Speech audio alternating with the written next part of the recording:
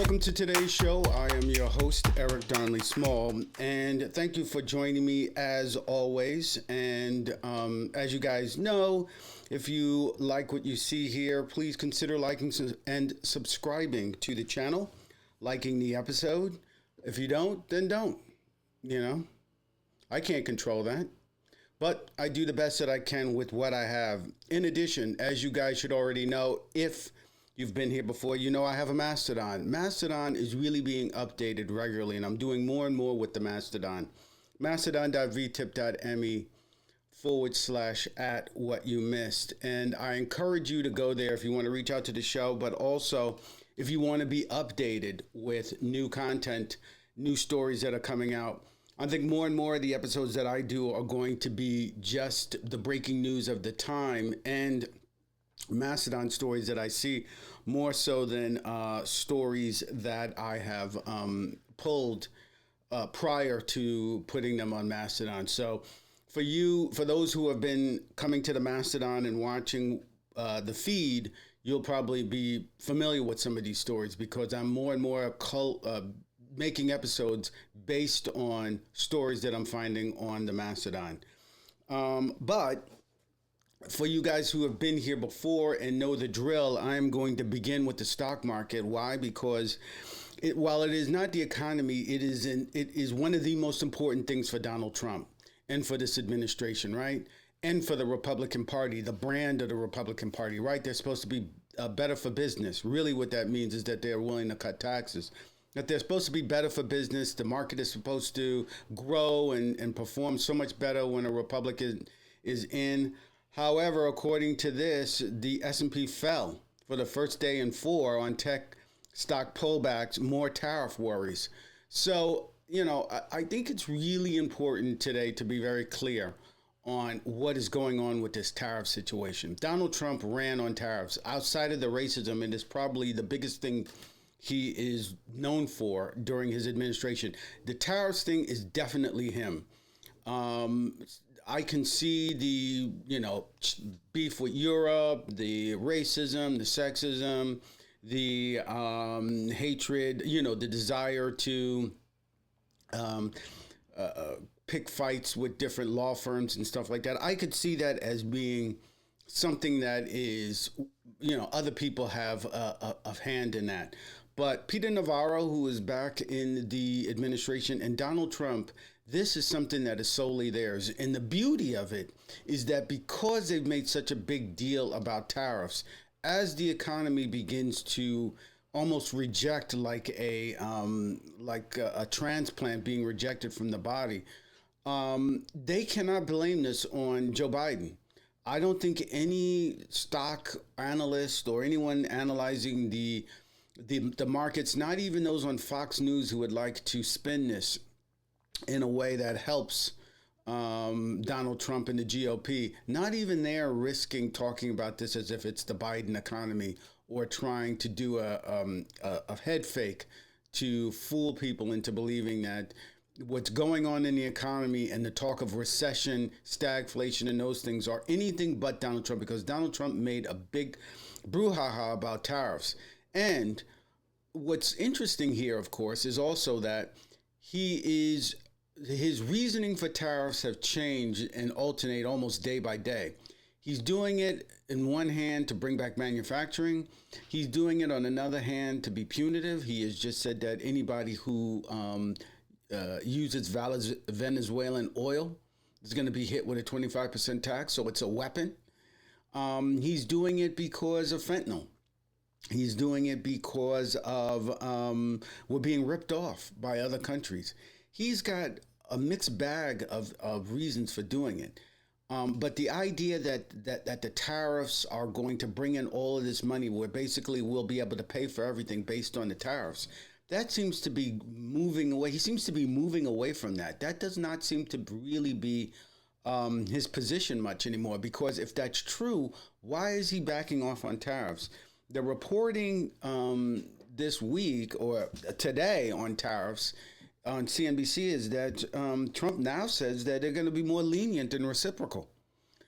Again, if tariffs are so great, why is he changing his position on these tariffs? It'll probably be more lenient than reciprocal, because if it were reciprocal, that would be very tough for people.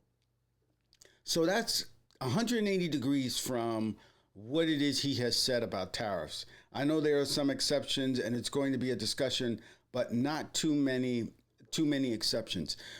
This goes back to this notion and this idea that I think Paul Krugman and others talked about, that these tariffs are going to become a more of a way for Donald Trump to show favoritism to those who show favoritism to them.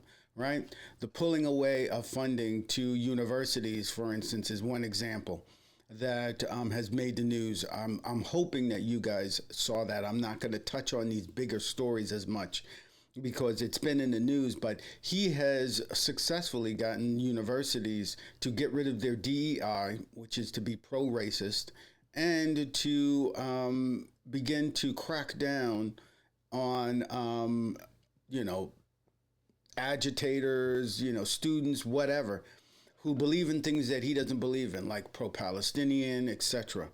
And who knows, that may change day by day. Who knows what is going to be his big problem. But anyway, the Dow is down, the S&P is down, the NASDAQ is down, the Russell 2000 is down. I think the Russell is more in international stocks, and the VIX is up, which is the fear index. So everyone's scared and nobody is doing too well. Treasury Department set to lay off a substantial number of employees, according to officials. Why would you do that? I mean, only if you want to make white collar crime great again would you do that. But I want to focus on this story here from the Atlantic. And this is one that I think, I don't want to spend too much time on because it is such a big news story that you can read more and more about. But it appears as if Jeffery Goldberg, the Atlantic editor-in-chief, who was accidentally added to a Signal chat which discussed attacks on Yemen, apparently there were hearings yesterday with DNI and CIA heads, and Donald Trump later on also commenting that these were not war plans. Nothing here that was discussed in this Signal conversation was top secret. So Jeffrey Goldberg decided to release the whole thing. If it's not top secret, let me release it. He decided to call their bluff. And it says he, on Wednesday, published a full text thread from the Trump administration Signal group that accidentally included a prominent journalist in discussions of pending U.S. military strikes. Goldberg noted in the report that some of the text contained information that could conceivably have been used to harm American military and intelligence personnel. If it had been read by U.S. adversaries. I'm going to continue beating this drum that for my entire lifetime and longer, the conservative view has been the reason why we don't want affirmative action and DEI is because we'll get people who are unqualified in positions of power. And we need to make sure that the government functions properly and that the people who are put in government know what the hell they're doing. They're not a bunch of it's not favoritism based on race. But here, the not even the B team, the D team is brought in by Donald Trump, a man who ran on racism and is the racists think he's a racist, has decided to load up the government with a bunch of unqualified people. Not a word from the conservatives, not a word from the Republican Party. All of them are for it. Every single Republican in Congress put these guys. The only one that didn't get through is Matt Gaetz. And that's because he quit. Who knows why, any number of reasons why. But these people are amateurs. And the whole notion that the Republican Party and conservatives were concerned about making sure we had professionals in positions of government has always been a lie. It has always been about race. And the attacks on DEI, just as the attacks on affirmative action, they all, in their position now, all prove it. We have never seen more incompetent white people. I mean, these are all white men who were on this. And I think one woman, Tulsi Gabbard. These are all white males, completely and totally incompetent. And yet not a word from the Republican Party or the conservative movement at them being in there. And so Jeffrey Goldberg has called the bluff, and he has decided to release the attack plans. And because I am not a subscriber, I cannot see the full article. But The Atlantic, check it out. It is. I, I am really happy that he called their bluff so that we can actually see. And the childish nature of some of these um, messages is you know again, these are the Republican Party is exposed for its hypocrisy. These are like high schoolers. The way these text chats read. Moving on.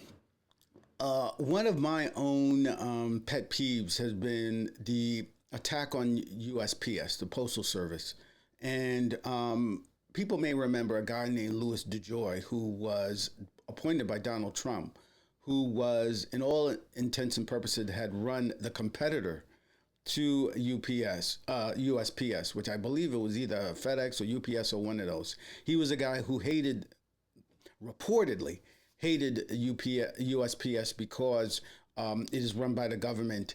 And we know that if you know the history, the Republican Party has done everything it can to make USPS as difficult as possible to run, to function, to be efficient for the American people.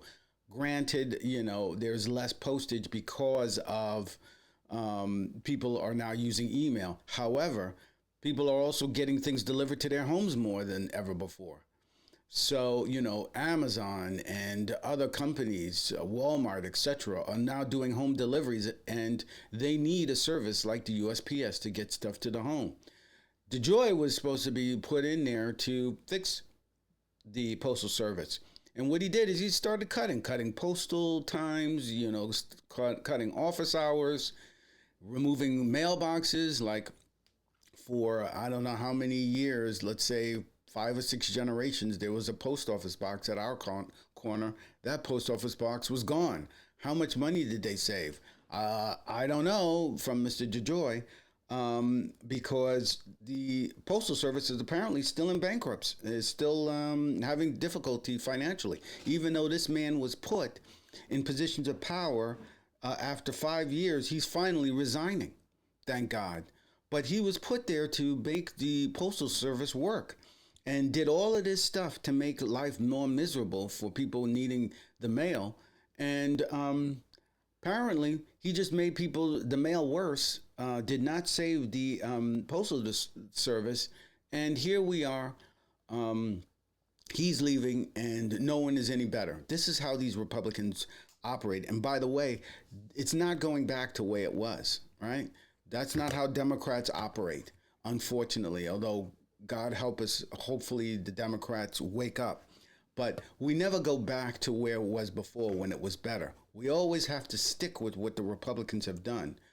And Donald Trump's DeJoy, Louis DeJoy, has resigned Monday after nearly 5 years in position, leaving President Trump and Elon Musk's Department of Doge have floated ideas of privatizing the Postal Service. DeJoy had said last month he planned to step down but hadn't set a date. He leaves an agency with an uncertain future. Trump has said that he's considering putting USPS under the control of the Commerce Department in an attempt to stop losses of $78 billion a year agency, which has struggled at times to balance the books with the decline in first-class mail. Deputy Postmaster General Doug Tolino will take on the role until the Postal Service Board of Governors names a permanent replacement for DeJoy, who became Postmaster General in the summer of 2020 during Trump's first term. He was a Republican donor who owned a logistics business that was the first person to hold the position in nearly 2 decades who was not a career postal employee. So the success or lack thereof of bringing in someone who is an expert in the area did nothing. All it did is cut. All it did was close Postal Service. All it did was remove boxes. And it still is broke. So all it did is make life more miserable for Americans. This is how the Republican Party runs. This is how they operate. Going to the Mastodon really quickly to see if there's any new stories brewing. Waltz can't explain how Goldberg ended up on the Signal chat. EU says unconditional withdrawal of Russia from the Ukraine is a precondition for amended sanctions. I think that's amazing. What's happening in Europe is quite stunning. And looks like Janet Yellen is joining a global advisory board. Interesting. PIMCO. Anyway, the EU is remaining firm in its support of Ukraine, no matter what the U.S. does. And it's going to be very interesting. One of the things that we heard in the Signal chat is the disdain the vice president and others have for Europe. And of course, now the world knows, and the EU saw it, and of course they were aghast that their ally is trashing them. But the issue over Ukraine and Russia is going to be very interesting, seeing as the European Union has decided to double and triple down on their desire to have Russia leave completely. We know that the U.S., it does not have that position. As a matter of fact, I believe it's our Secretary of Defense who went there and said that it's unrealistic for Ukraine to expect to get its land back, its stolen land back. So that's interesting. Right, we've got the full published article. Europe wants to pour billions of dollars into its own defense companies, but market watchers say they may not be able to. Doge goons continue to cause a whole lot of problems. There was a report out of, or not a report, there was a story that was done by Heather Cox Richardson. You will find links to her stories on our Mastodon, but you should check out her Substack. It's an excellent Substack. But the bottom line is she's made some very interesting stories that I don't want to repeat here because I haven't been able to back those up. But they appear to be very frightening. I don't like to use the word frightening, but very serious, let's say. Stories about how Doge is going in and messing with Social Security, and apparently they have effed up the system twice or three times on a technical level, because these guys are young kids who don't know anything about the software that runs the Social Security Administration, and because of it, they're causing all kinds of problems. Very dangerous stuff. Also, Social Security is under attack as they are talking about closing offices and forcing people to come in and prove that they're not bots or something like that. It's all a total disaster and a total mess. But I am unable to find those stories that Heather Cox Richardson talks about. You should check out her Substack. It's a video that she talks about that. But speaking of Social Security, another Substack that I like a lot, Paul Krugman, did a very interesting piece on this. He, of course, as an economist, goes into all of the details of it, of what Social Security is and how it works and why it's sound and all this kind of stuff. But he ends at a very good part that I want to talk about. I think personally Krugman is at his best when he's talking politics, but that's just me. Social Security, a time for outrage. Trump's policies attack his own base, but who will tell them? And this is again from his Substack. It is by Paul Krugman, March 24th, 2025. And I'm going to, I'm going to play this and we'll talk about it some more on the other side. I generally try not to be one of those people saying, this is what Democrats must do, for a couple of reasons. One is that I don't have firm views about what works politically. Another is that all too often, what Democrats must do just happens to reflect the speaker's policy preferences rather than a realistic assessment of political effectiveness. But I can't help noticing that the inverse correlation between how Americans voted in 2024 and their real interest makes it clear that two of the main factions in the intra-party debate about Democrats' next moves are talking nonsense.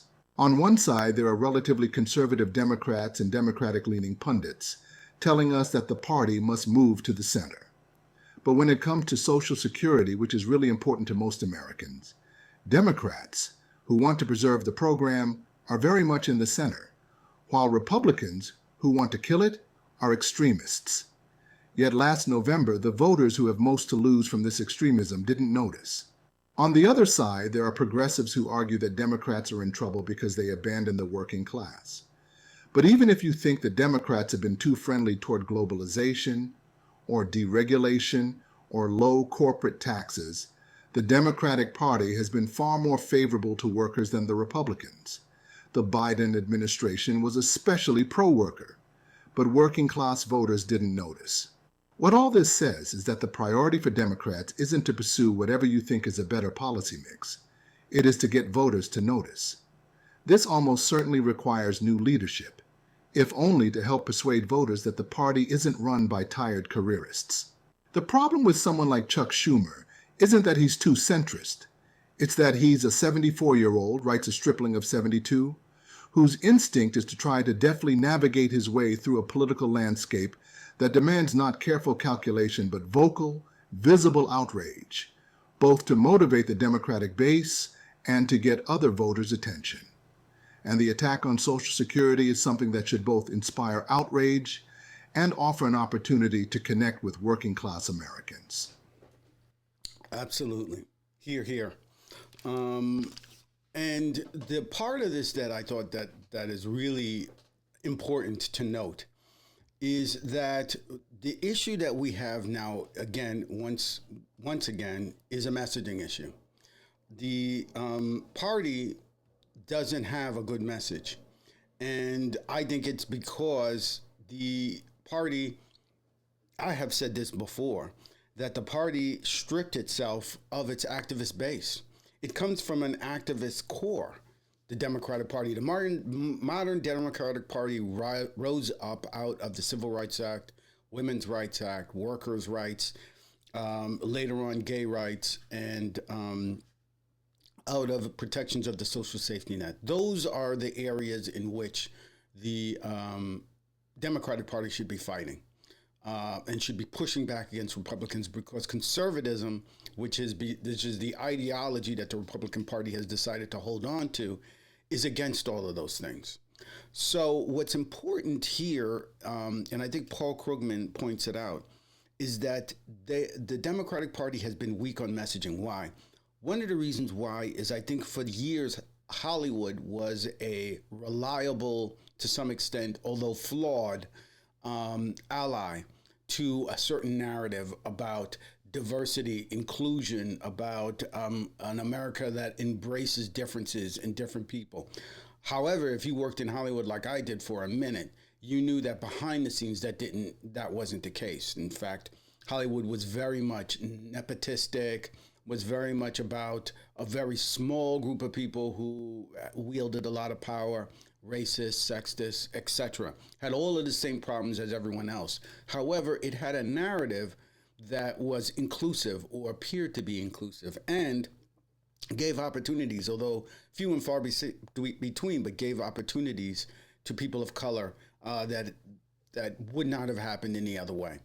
And I have said, I believe very strongly that Kevin Feige, the Marvel Universe, and the Black Panther did a great deal for the sci-fi and fantasy genre that had never been done before. Made $1 billion. The first, I think, sci-fi fantasy movie featuring black actors, not named Denzel Washington or Will Smith, or any other, of the handful of A-list black actors who usually was surrounded by an all-white cast. It was the first to hit $1 billion, and that was a paradigm shift, I think, for a lot of people and for a lot of companies going forward. So it was extremely important there.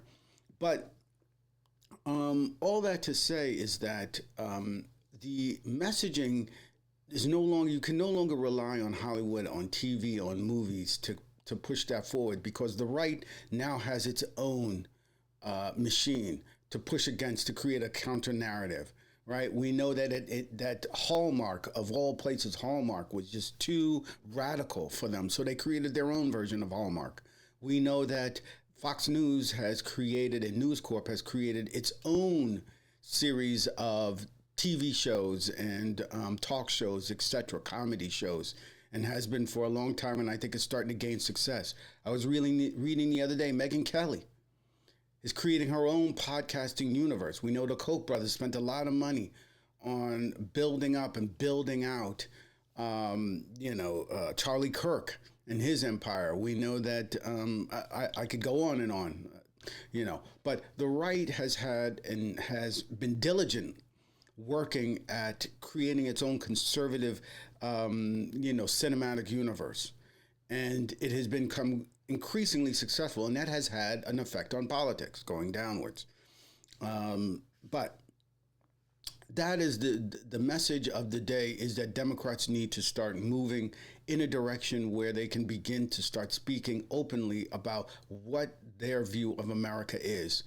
And I think the movement towards Substack, everybody's going to Substack. I mean, every time I turn around, it's like the new thing. If you're talking about news and getting information out there, people are joining Substack more so than I think even Blue Sky and the rest of these. But that is where we're going to have to go. And MSNBC's days are numbered. So if you're someone who's relied on MSNBC because it's a liberal and you want liberals, MSNBC is not going to be a reliable source. Anybody who knows that it is being spun off. It's its own entity now. As it slowly happens, Comcast is releasing it from NBC. NBC is going to be its own company. MSNBC, CNBC, and others are going to be their own company. And they may not even be named MSNBC and CNBC. They'll be getting new names and new identities, and I believe all new people who are going to be much more cowed to the administration or whatever administration is in power. So Democrats need to get out there, get their voices out there, and talk about these programs, and I think they're starting to do it.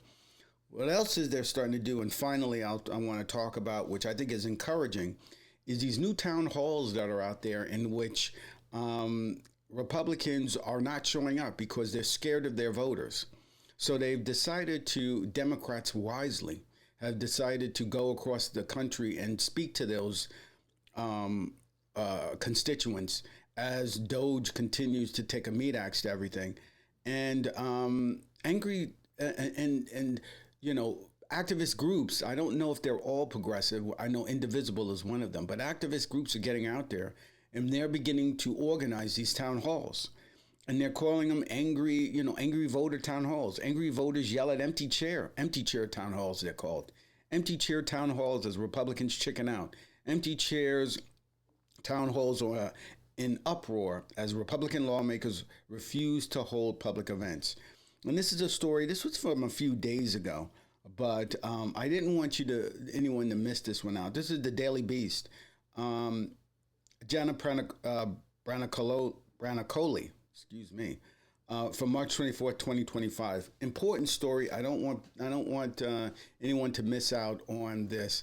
And rah, good for Democrats for being a part of this and doing it. Angry voters flocked to empty chair town halls around the country this weekend to vent their frustration with Republican lawmakers who are refusing to face their constituents. In their absence, local activists held packed events in red states and districts during the congressional recess that ended Sunday. Lawmakers were invited but didn't attend, leaving participants to rage in absentia against their representatives for their unflinching support of the Trump administration. In New York, voters addressed an empty chair with a photo of Representative Elise Stefanik, demanding to know how she planned to stand up for constituents. Albany's local CBS affiliate WRGB reported. In Montana, town hall attendees said they were worried about cuts to Social Security, Medicare, and the Department of Veterans Affairs, according to the Missoula Current. At events in Alaska, attendees shared their disgust with Trump for picking fights with longtime allies like Canada while treating Russia with kid gloves, the Alaska Current reported. In Anchorage, attendees unloaded on empty chairs with signs reading Chicken Nick and Doormat Dan for Representatives Nick Begich and Senator Dan Sullivan. Not everyone who attended the event supported the name-calling, but many said the anger was justified. One longtime Republican voter said she was done with Sullivan after he voted to confirm Defense Secretary Pete Hegseth. Dan, what were you thinking? She said. Obviously, it's not the American people, not the defense of the country. Maybe you have a little Russian in you, Dan.